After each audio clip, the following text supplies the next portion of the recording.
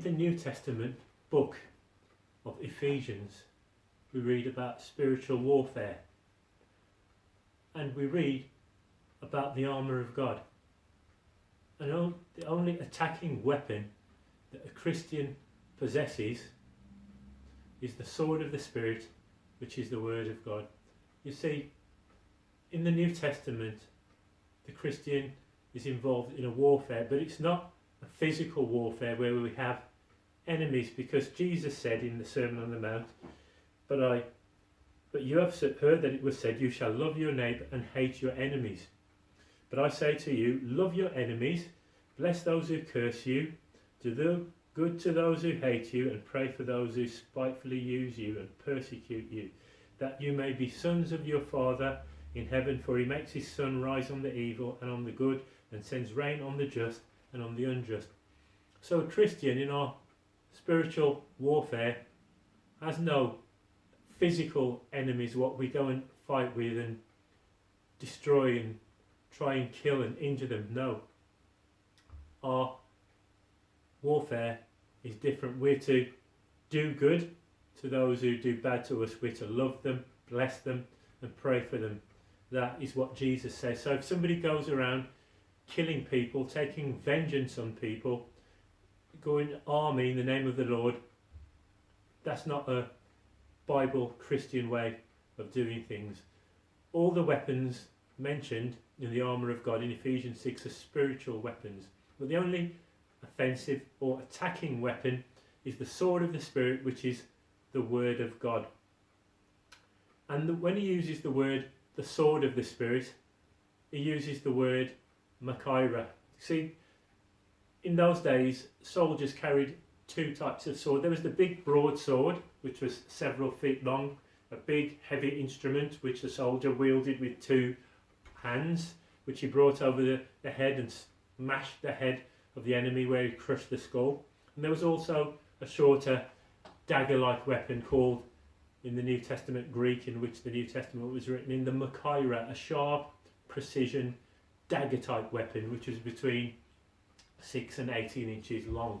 And that's the word that Paul uses, not the big broadsword where we go around attacking the enemies, but it's the short precision weapon, the sword of the Spirit, which is the Word of God. It's as I go and use the Word of God when the Bible is shared in its context. A good example of that is Jesus in the temptation, which we read of in Matthew chapter 4 and Luke chapter 4, where the devil in the wilderness tempts Jesus with the lust of the flesh, the lust of the eyes, and the pride of life. But in every instance, Jesus replied, "It is written."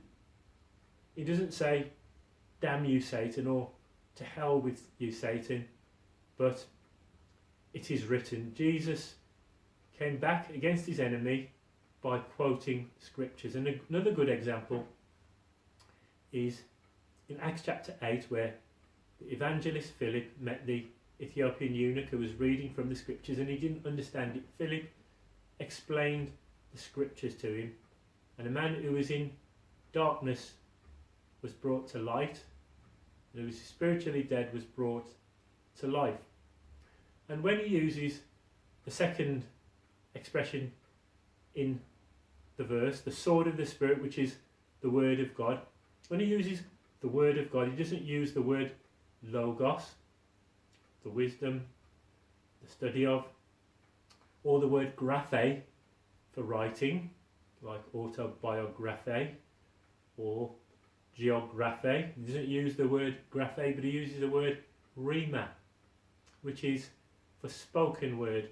So as I take the scriptures in my mouth and quote them, it's not the sense that I have the sword of the Spirit because I own a Bible.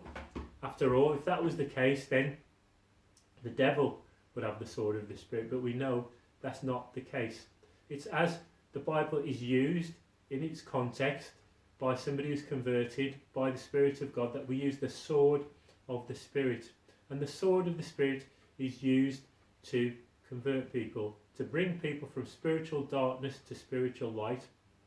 Our warfare is not from this world, because remember when Jesus was on trial before Pilate, Jesus said, if my kingdom were of this world, my servants would fight.